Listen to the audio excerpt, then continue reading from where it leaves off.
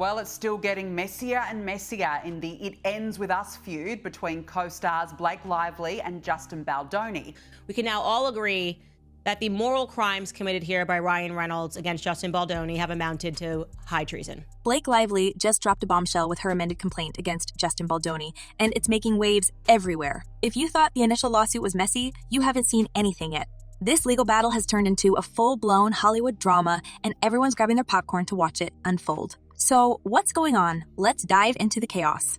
It all started last December when Blake Lively filed a lawsuit against Justin Baldoni, accusing him of some seriously inappropriate behavior on the set of their film, It Ends With Us. She claimed he created a toxic environment, crossed boundaries, and then retaliated against her by orchestrating a smear campaign. Now, for those who don't know, this wasn't just any movie for Baldoni. He wasn't just starring in it. He was directing, producing, and his production company, Wayfarer, was behind the whole thing. Basically, he held all the cards on that set. So when these allegations came out, they hit hard. You're not kidding when you say this is getting messier. The author of that book deleting her Instagram account, another who plays Baldoni's sister in the film, being harassed online. But Baldoni wasn't about to sit back and take it. Oh no. He fired back with his own lawsuit targeting not just Blake, but her husband, Ryan Reynolds, too. In Baldoni's version of events, Blake fabricated the harassment claims as some kind of power play to take control of the film. According to him, she wanted to hijack the creative vision and was willing to do whatever it took to make that happen. And just like that, this legal fight became bigger than anyone could have imagined. We're talking lawsuits flying left and right, accusations piling up, and now, with Blake's amended complaint, things are heating up even more. And one of the most significant allegations in Baldoni's lawsuit is that Lively sought to gain control over the editing process of the film. This is important. So, what's new in this updated filing? For starters, Blake claims she wasn't the only one on set who felt uncomfortable around Baldoni. Apparently, 2 other actresses confided in her during production, sharing their own experiences of unease and inappropriate behavior. And get this, they're reportedly willing to testify in court. Now, their identities haven't been revealed yet, supposedly for their own protection, but Blake's legal team says they're ready to back her up when the time comes. And if that's true, it could be a game changer. The complaint also alleges that Blake's concerns weren't something she just whipped up out of thin air. Nope. She says she started raising red flags as far back as 2023 while the movie was still being filmed. According to her, she tried to address the issues directly with Baldoni and Wayfarer, but instead of taking her seriously, they allegedly doubled down using PR strategies and legal maneuvers to silence her. Oh, and let's not forget the claim that Baldoni's team launched a full-on campaign to twist the narrative and paint Blake as the villain. It's wild. I believe that it's a continuation of the smear campaign that Blake initially claims happened while they were promoting the film. Blake's team even included text messages in the amended complaint to back up her claims. In one exchange from May 2023, she texted a mutual friend of Baldoni and another producer, Jamie Heath, saying, "I was going to invite you to set tomorrow. These people, it's like HR nuts today. The both of them, I wasn't expecting that turn. Expecting that turn. I wasn't expecting that turn. It's been present, but today I came home and cried. Later in the same conversation, she described Baldoni and Heath as creep-like and said, "Keep your hormones to yourselves. This is not mine. I don't want it. I don't want it. I don't want it. I don't want your gaze or words or tongue or videos of your naked wife." Yeah, it's shocking clowns. That last part, yikes. But that's not all. Blake also says she tried to report her concerns to Sony, the film's distributor, but hit a roadblock. According to her, a Sony rep named Angie Giannetti told her that Sony wasn't technically in charge of overseeing on-set behavior. That was Wayfarer's jurisdiction. And since Baldoni and Heath were the ones running Wayfarer, Blake felt like there was no point in filing a formal complaint with them. After all, how could she expect them to investigate themselves? Literally, I'm just asking the question, how are women allowed to do this, to take something and to make it sound like you survived a rape? Because that's what it sounded like to the public. This brings us to another key point in the amended complaint. The alleged lack of action from Wayfarer. Despite knowing about the complaints, Blake claims the production company didn't take any meaningful steps to address the issues. In fact, she says that instead of investigating, they essentially ignored her and other cast members' concerns. And when things finally came to a head, Blake says she had to push for a set of protections to be put in place before production resumed after the 2023 Guild strikes.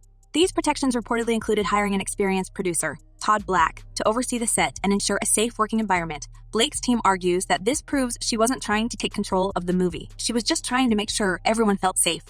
Now, I will say, it is also interesting that the defendants in this answer also admit that they sent text messages. When Lively produced copies of these text messages that she got through a subpoena, there's really nowhere else to go on that. You got to admit that you sent these, but it doesn't mean that Baldoni and the other defendants will agree to the context or the characterization that was laid out by Blake Lively. For instance, But wait, there's more. Blake's amended complaint also dives into the infamous slow dancing scene that's been at the center of this whole mess. If you've been following along, you'll know that this scene has been a major point of contention. In her original complaint, Blake accused Baldoni of crossing boundaries during the filming of the scene. She claimed he improvised intimate gestures in dialogue that weren't in the script, like rubbing his face against her neck and telling her how good she smelled. Baldoni, on the other hand, released unedited footage of the scene, arguing that it showed nothing inappropriate had occurred. Well, in the amended complaint, Blake doubles down. She says the video actually supports her claims, showing her discomfort and attempts to deflect Baldoni's advances while still trying to maintain professionalism. this scene that was captured on tape, you'll see there's nothing nefarious going on. She says this actually proves her point. There's an argument that she is hiding her discomfort with what he's saying and doing, and she's just trying to finish the scene like any kind of professional. Which way you take it, which way you perceive it, again, that'll be up to a jury or the fact finder. And then there's the marketing drama. Blake alleges that Baldoni deviated from the agreed-upon talking points for the film's promotion to cover up why the cast wasn't appearing together during press tours. She claims he used survivor-focused messaging to distract from the behind-the-scenes tension and protect his image. According to her, this was all part of a larger plan to manipulate public perception and discredit her. Now, let's talk about the PR angle, because this is where things get really juicy. Blake's amended complaint includes text messages between Baldoni's PR team that seem to outline a strategy to bury her. In one message, a team member reportedly wrote, "I'm having reckless thoughts of wanting to plant pieces this week of how horrible Blake is to work with just to get ahead of it. She's putting us through hell." Another message allegedly shows a crisis manager warning, "We can't write that we will destroy her." Imagine if a document saying all the things he wants ended up in the wrong hand. If these messages are real, they paint a pretty damning picture of how far Baldoni's team was willing to go to control the narrative. They say Friedman may even be violating the New York rules of professional conduct for lawyers by doing all this. Quote, "His conduct threatens to and will materially prejudice both the Lively case and the Wayfarer case by tainting the jury pool because his statements are deliberately aimed at undermining the character, credibility, and reputation of numerous relevant parties." Of course, Baldoni's camp isn't staying quiet. His lawyer has already dismissed the amended complaint, calling it underwhelming and accusing Blake of relying on hearsay and unnamed sources. They're also doubling down on their claim that Blake's allegations are simply a ploy to take over the movie. According to them, she orchestrated this whole thing to gain leverage and force Baldoni to hand over creative control. But here's the thing. Blake's legal team says that's nonsense. They argue that she had no reason to go to such lengths to take control of the film. In fact, they point out that she already had offers for directing jobs before, during, and after the movie. If she wanted to direct, she could have done it without all this drama. Instead, they say she was focused on making sure the set was a safe space for everyone involved. He says, like, look, this is just, Hollywood is based on pure fear, cultivated by both of them and their very powerful friends in entertainment. But here's where it gets even messier, because the public and media have been absolutely glued to this unfolding drama, and everyone has something to say. The reactions have been all over the place. Some people are rallying behind Blake Lively, seeing her as a powerful figure standing up against a toxic work environment. Others are questioning the timing of her claims and wondering if there's more to the story than what's being presented.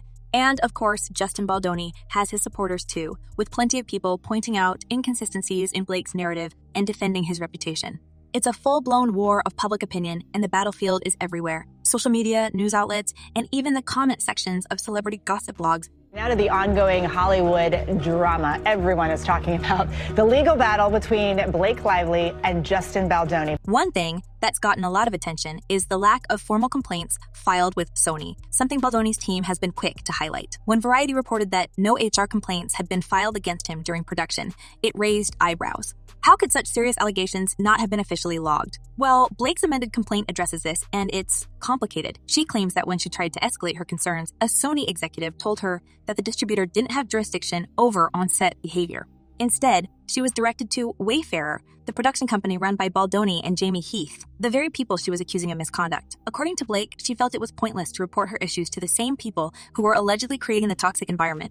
And honestly, can you blame her? Imagine being told to file a complaint with the very person you're complaining about. It's like being told to call the fire department when the firefighter is the one holding the match. But this is such a interpretation of perspective, because I watched the footage, and I'm sure we all have, and, it's very easy to argue. Still, this explanation hasn't been enough to convince everyone. Skeptics argue that if Blake truly felt unsafe, she should have found another way to report it, whether through legal channels or a third-party mediator.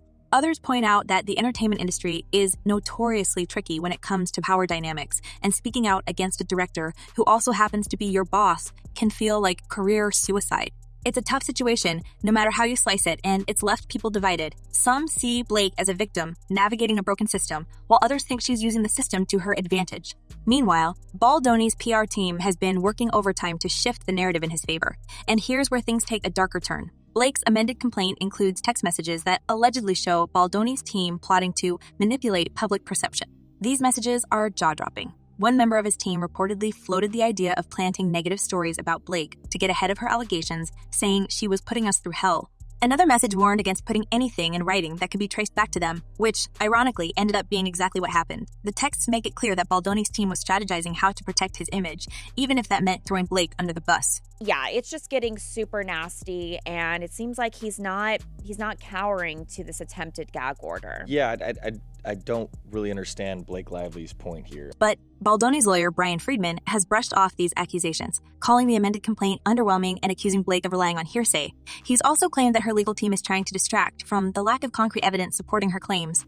According to Friedman, the real story will come out during depositions, when witnesses are put under oath and the truth is laid bare. And honestly, that's a moment everyone seems to be waiting for. Because right now, it feels like we're only getting pieces of a much larger puzzle. Use this tool of a lawsuit or whatever to get it into the public atmosphere, and now you're not going to allow me the chance to respond in the same avenue?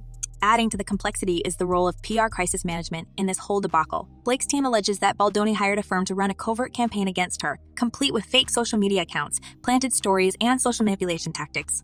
If true, this would be a whole new level of scandal. But Baldoni's side has denied these claims, arguing that any PR efforts were standard practice for someone in his position. After all, when your name is being dragged through the mud in the press, it's not unusual to hire professionals to help manage the fallout.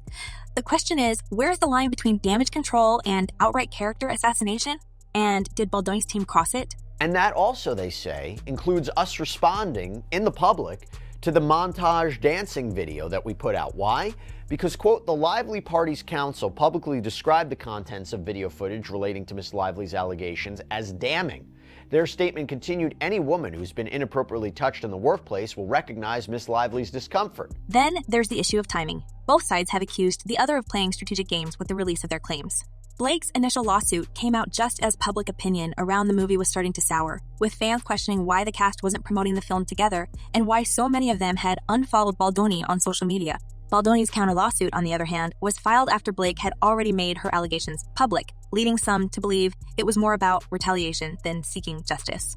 It's a classic case of he said, she said, and the timing of it all has only added fuel to the fire. Now, let's talk about the online reaction, because this is where things get really messy. Social media has been a battleground for fans and critics alike, with hashtags like Team Blake and Team Justin trending at various points. Blake supporters have flooded platforms like Twitter and Instagram with messages of solidarity, sharing their own stories of workplace misconduct and praising her for speaking out. But Baldoni's defenders have been just as vocal, accusing Blake of being manipulative and pointing to her alleged takeover of the movie as evidence of ulterior motives. The comment sections are a war zone, with everyone dissecting every new piece of information and speculating about what's really going on behind the scenes. We just broke a shocking story. There is a rift, and I think that is an understatement of a word, a rift. And speaking of speculation, let's not forget the conspiracy theories. Some fans believe this entire feud is a publicity stunt designed to keep the film in the headlines. Others think there's a deeper power struggle at play, with Blake and Ryan Reynolds allegedly using their Hollywood influence to undermine Baldoni's career. And then there are those who think Baldoni's career. And then there are those who think Baldoni is the victim of a smear campaign orchestrated by competitors who see him as a threat. It's wild, and it's only adding to the chaos. But here's the thing, regardless of who's telling the truth, this scandal has already done damage. Baldoni's reputation has taken a hit, with some calling him radioactive and predicting that studios will be hesitant to work with him in the future. Blake, meanwhile, has faced her own backlash, with some fans accusing her of weaponizing serious allegations for personal gain. It's a lose-lose situation, and the fallout could have long-lasting implications for both of their careers. George, this is a big mess for everyone involved. The legal drama playing out in multiple courts now, literally from coast to coast, and all kinds of people close to these stars, from personal trainers to friends like Taylor Swift, finding their names mentioned as part of this ongoing fight. And then there's the larger question of what this means for the film industry as a whole. This case has exposed the murky power dynamics that exist on movie sets, where directors often hold all the cards and actors can feel powerless to speak up. It's also highlighted the role of PR in shaping public narratives, showing just how far some people are willing to go to protect their image. If nothing else, this scandal serves as a reminder that Hollywood is a place where appearances can be deceiving, and the truth is often buried beneath layers of spin and strategy. So, what's next? Well, the trial isn't set to begin until 2026, which means we're in for a long, drawn-out legal battle. In the meantime, both sides will likely continue to duke it out in the court of public opinion, with new revelations and accusations keeping the drama alive. And while it's impossible to predict how this will all play out, one thing is certain: this story isn't going away anytime soon. It's a Hollywood saga for the ages, and everyone is watching to see who comes out on top, or if both parties end up losing in the end. We need to stop being so ADHD where we're only into stories at the very beginning of them and we never see them through. Like, we need to bring back true investigative reporting. Now, what do you think about all of this? Is Blake Lively a courageous whistleblower standing up for what's right, or is there more to her story than meets the eye? And what about Justin Baldoni? Has he been unfairly targeted, or is he hiding something?